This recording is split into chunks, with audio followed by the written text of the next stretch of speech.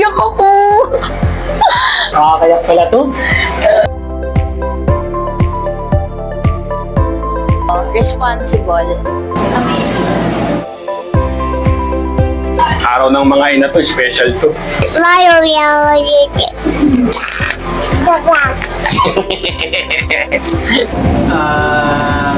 Ganito kasi yan.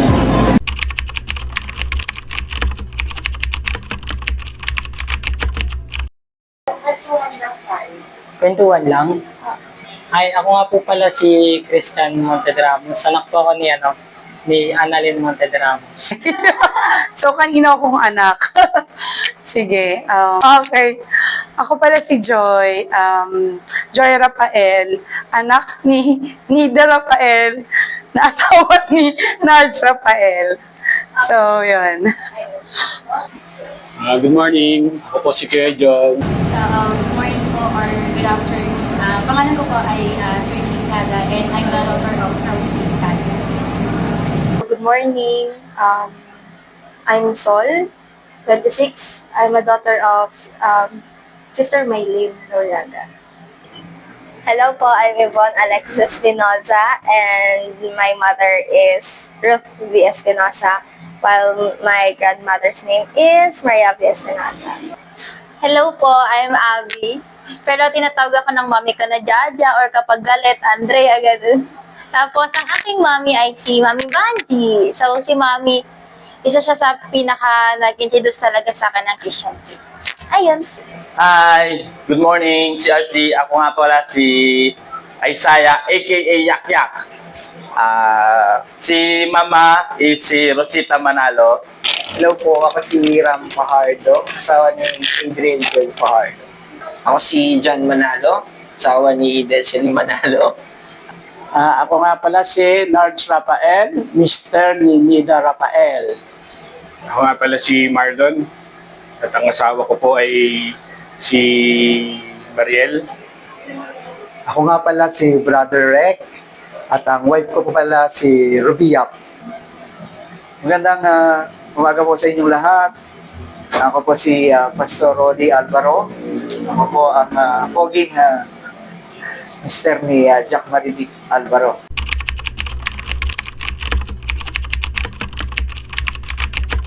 Kung i-describe ko yung asawa ko na si Des, para siyang kawayan.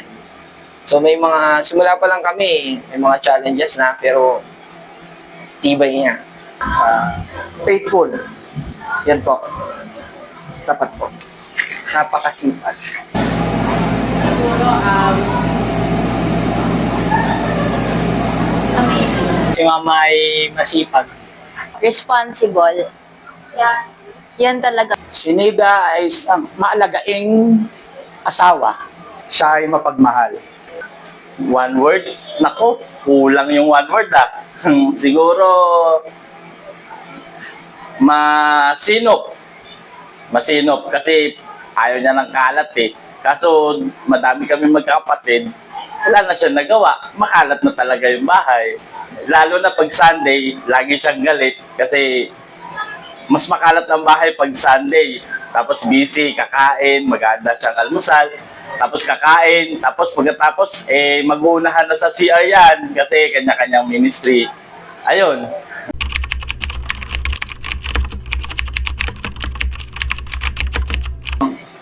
Daddy, Mami. Ngayong mag-asawa na kami, tawagan namin is Mommy and Daddy. Pero nung mag-boyfriend-girlfriend ka lang, Didi. Loves. Talagang nasanay kami na, loves, loves, loves. Noong unang beses niya ako tinawag na loves, medyo may pasigaw pa eh, loves, parang natuwa ako, may kilig, wow! Bali, ang endearment namin is mahal. Love. Nagsimula yan kasi nung araw na magkasama kami sa trabaho, nag-iiwanan kami ng merienda. Kasi ako, napapanggabi, napapang-araw. Siya, permis na pang-araw. Kaya pagka ang uwi niya, alas 6 ako ang pasok, alas 5 uwi niya, ako alas 6 ang pasok ko, kaya di ko siya madadatnan. Iiwanan na lang niya yung merienda sa pwesto niya at doon ko kukunin. Tapos ngayon, bago ako umuwi, iiwanan ko naman siya ngayon ng merienda. Minsan, nag-iwan ako sa kanya ng biskwit na may nakatatak na love. Hanggang sa nung pumunta ako na sa kanilang bahay, siyempre dumalaw, napag-usapan namin bilang magkasintahan, ano ba ang gusto kong tawagan natin? Sabi niya. Sinabi ko, di na lang nakatatak sa biskwit. Iniisipan niya. Sabi niya, yung love. O sige, okay. Ngayon, nalaman niyo ng hipag niya. Sabi, baka naman maggalablab kayo niyan. Pero ang nakakatuwa, hanggang sa ngayon sa kami may edad na, daladala pa rin namin yun. Yung patipong parang same na pangalan na lang siya. Hindi kami naiiyak kahit sa mall, sa ibang simbahan. Ganun ang tawagan namin.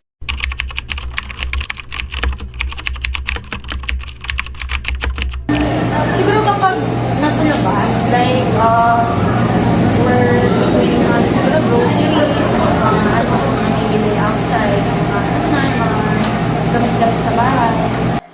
Actually, yung bonding namin, we can say, paglilinis ng bahay. Well, sobrang, tawag dito? Ano ba? Kasi talagang ang pinaka namin is work, kasi syempre work hard ako lagi talaga.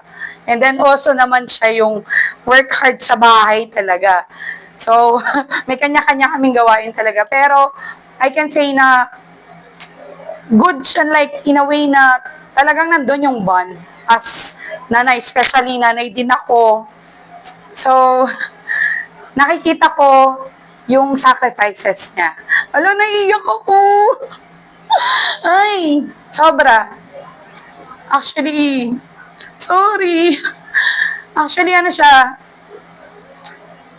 feeling ko nga hinihintay ko lang yung mga ganitong moment. Alam mo kung bakit? Kasi gusto kong malaman niya na sobrang, kumbaga sinasabi nila, wag daw idolin kasi it's always God. Pero I can say na bilang magulang, siya yung the best na nanay talaga, sobra. Sobrang the best ng nanay ko, sakripisyo, sipag, we can say lahat. Nasa kanya, pagtitiis lalo na, sobra. Kaya yun yung gusto ko malaman niya na sobrang grateful ako sa kanya, sobrang, kumbaga, sana marating ko din yung ganong yung kumbaga lahat ng kung ano siya bilang nanay. Yun yung ko sa kanya talaga. Nilook forward ko na sana dumating sa pagtanda ko. yun lang naman. Ba yan? Madalas na banding namin ngayon, noon. Saka, Mami, nagpupunta kami kasama ni Samboy. Grocery. Madalas kami mag-grocery na, hindi naman madalas. Siguro mga twice a month, once a month, kakain sa labas. Minsan dadalaw kami sa father namin, sa Chera. Yan ang bonding namin magkakapatid.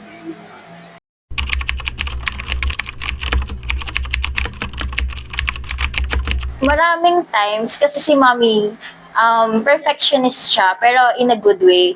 So, lumaki ako na parang ang dami ring expectation sa akin na habang nag-aaral ako, dapat ganito, dapat ganyan. So, parang laging may ini-aim na something high, ganyan. Tapos, during that time, syempre, bilang bata, hindi ko talaga magigets. Bakit? Sana, hindi na lang ako masyadong na-pressure sa ganyan. Sana, mas masaya ako siguro, mga ganun. Parang, sana nag-enjoy na lang ako nung kabataan ko. Di sana, ganun din ako. Alam ko rin sana yung mga tambang preso, yung mga ganun. Kasi very protective din sila sa akin before. Pero, growing up, parang ngayon na mas nagmamature na rin ako, dun ko na-realize na buti pala ganun yung naging in-instill din sa akin ni Mommy. Kasi kung hindi naging ganun yung naging way niya sa akin, siguro hindi ako ganun ka forward-looking sa future ko ngayon. Kasi ngayon, lagi kong tinitignan ano ba talaga yung goal ko, paano ko i-achieve yung goal na yon. So, kumbaga, mas naging madali sa aking maka-adapt dun sa real world, pag-apak ko nung nag-work na ako, kasi pinalaki akong ready for that. Parang ganun. So, dun, ngayon nagme-make sense sa akin lahat ng mga tinuturo niya sa akin before. Ngayon ko na-realize yung importance na kung bakit kailangan may ganito kang expectations na dapat kaya may ganito kang mga standards sa sarili mo and sa mga tao sa paligid mo, kasi when you step into the real world, pagka-work mo, akala mo, you're gonna be something na eh. Pero in reality, doon ka pa lang talaga mag-i-start ng kung sino ka ba talaga. And sobrang thankful ako kay Mami na pinalaki niya akong ganun. Kasi nung nag-start na nga ako dito sa real world, mas naging madali sa akin na sumabay dun sa agos ng mundo. Kasi nga, agos ng mundo ay like in a good way. Pero, ayun, mas naka-adapt ako, mas naging madali sa akin na gawin yung mga bagay na dapat kong gawin ngayon dahil na-prepare niya na ako dati pa.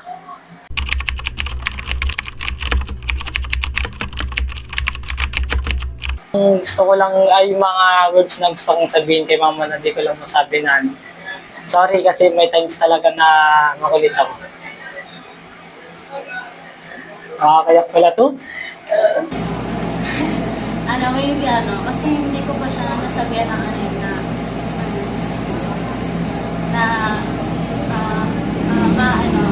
mahal kita kasi never ko pa rin sabi yun sa kanya. So, maybe this way na ma-express ko yung love ko sa'yo. Kasi lagi tayo nag-aaway. Pero, nakikita ko pa rin naman na tinutulungan mo ako sa lahat ng bagay. And then, sinusuportahan mo ako. Even na ikakasakal mo. Tsaka, ayun, basta sobrang proud ako sa'yo sa ginawa mo sa akin. Kasi alam mo yung totoo na alam mo na yun yung gusto kong sabihin. Tinuring mo pa rin ako na ako yung pinakamahal mo sa lahat and favorite. Even though dapat hindi wala favoritism sa mga anak. Pero thank you pa rin sa lahat ng tinulong pag-aalaga mo sa akin. Lahat ng sacrifices nila pa. Thank you so much. Message sa kanilang dalawa. More on about pagiging thankful and grateful. Kasi feeling ko, hindi ako yung nakikita nyo ngayon na maayos, ganyan. Syempre, kung wala yung guidance, una ni Lord, and at the same time, yung guidance nila. So, ang message ko, thank you, Nanay, and thank you, Mommy. Kasi palagi kayo nandyan sa akin, nakaantabay, ganyan. May times man na nadadapa. Pero, tinutulungan nyo ako to become a better person. And syempre, everyday naman yun.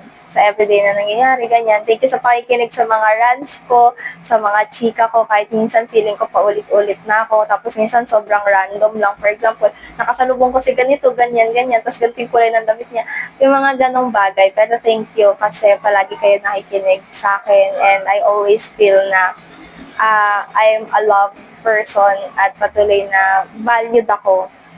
Hindi ko na feel na naiiwan ako or nale-left behind ako sa mga nangyayari, ganyan. Palagi nyo akong sinusuportahan. Siyempre, kapag alam niyo tama yung ginagawa ko, pero at the same time, kino-correct, which is understandable. And thankful din naman ako kasi nakakorrect ako sa mga ganung bagay, sa mga redirections. Hindi ko man ako nagiging vocal na, uy, thank you po kasi, halimbawa, napagsabihan niyo ako about sa ganitong bagay kasi nauuna minsan na, parang magrarant muna ako kasi hindi niyo ako naiintindihan yung mga ganon-ganon. Pero, deep inside, na-appreciate ko naman yung mga sinabi niyo. At the same time, lahat naman yon patuloy na tinatandaan ko, saka tumatatak talaga sa isip ko. And I hope you both know na super love ko kayo. Hindi lang ako ganun ka-vocal, pero I love you po. Yun lang.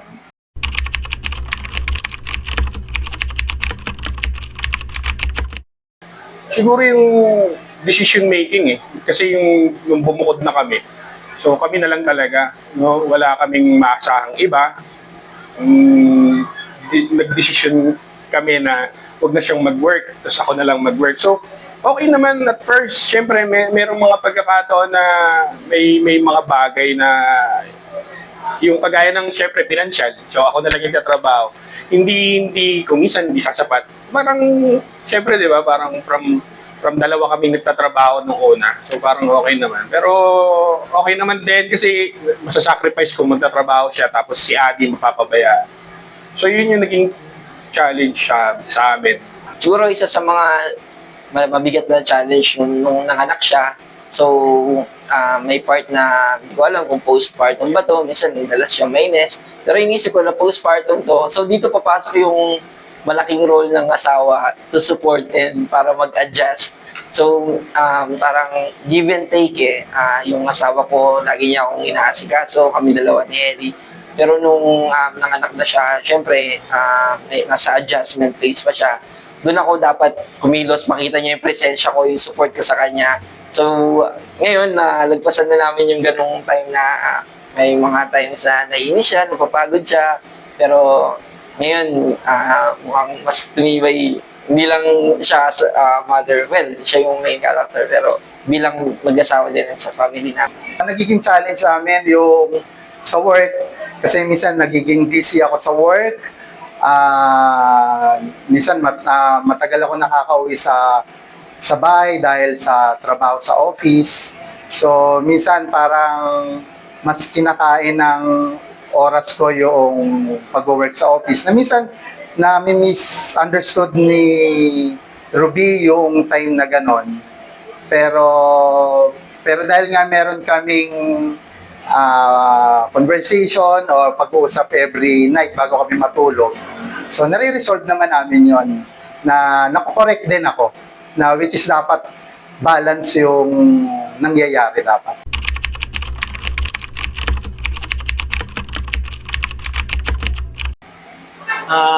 Happy Mother's Day, Ma. Munti na lang makakatulong na ako. Graduate na.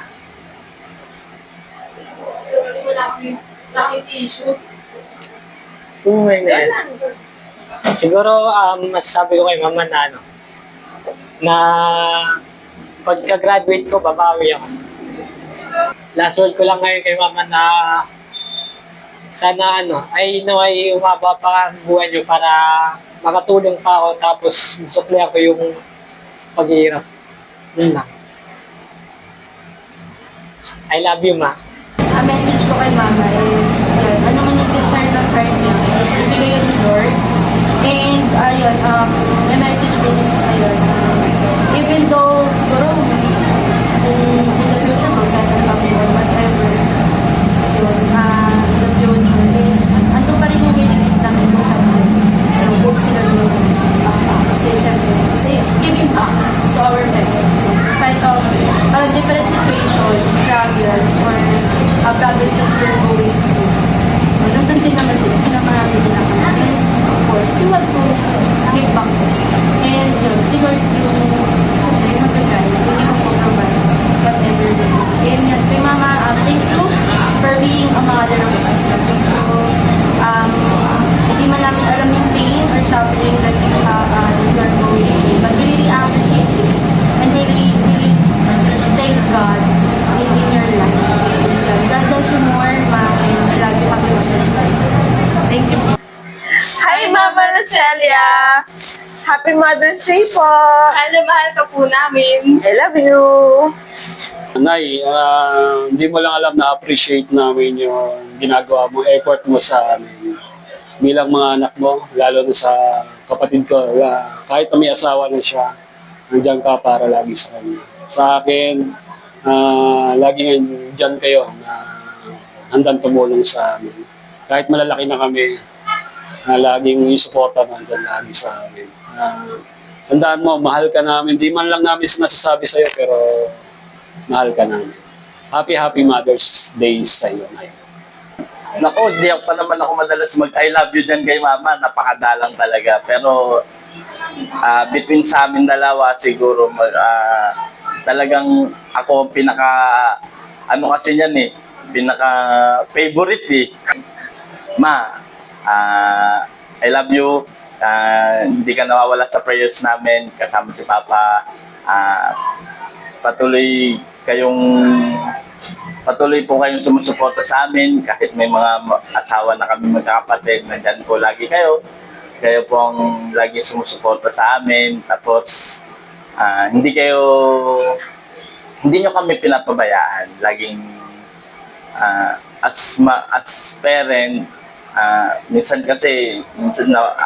yung oras natin hindi tayo makumpleto, pero may times na makukumpleto tayo, lalo na lumalaki na kanya-kanyang pamilya. Hindi natin maiwasan na yung iba wala talaga, yung iba busy sa kanya-kanyang buhay. Minsan nalilimutan na nga na umuwi sa bahay, sa pinakabahay natin. Kaya kahit mag-dinner lang or masaya na kami basta makumpleto lang kami lahat.